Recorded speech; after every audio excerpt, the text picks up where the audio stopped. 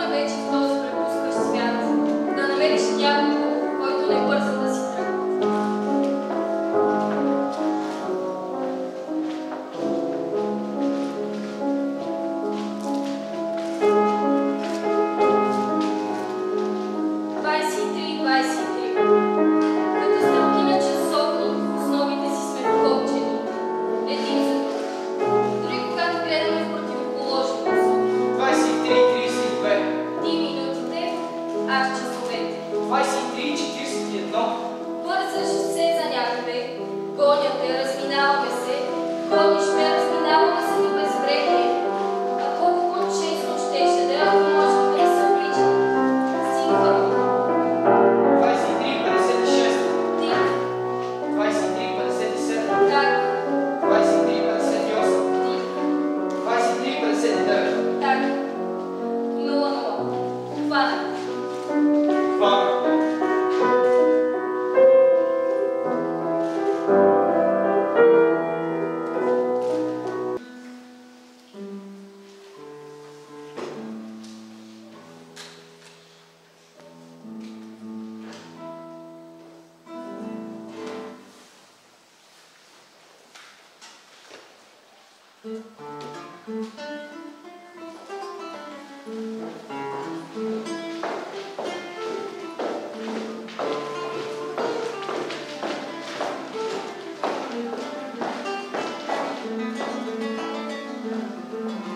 Този свят, в който всичко живее в хаос. Исках да си моят време.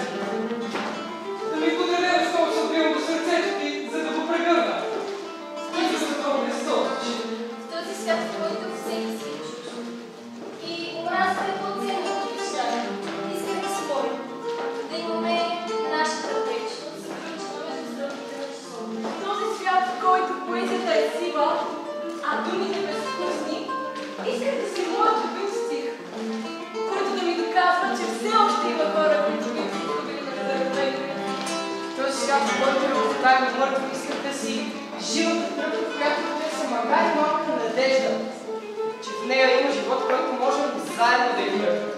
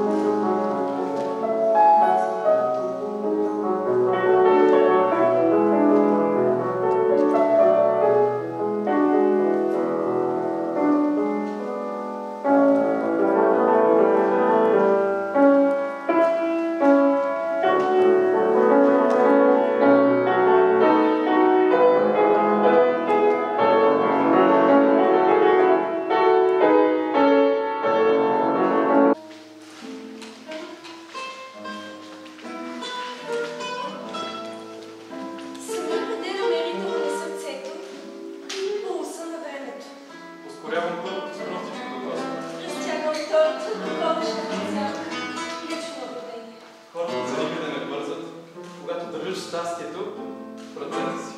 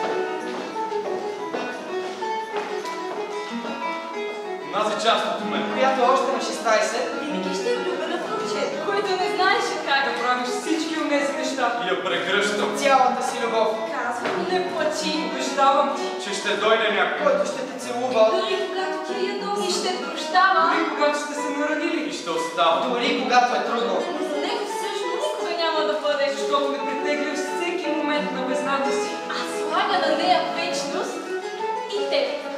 И вижда, че сте равни една на друга.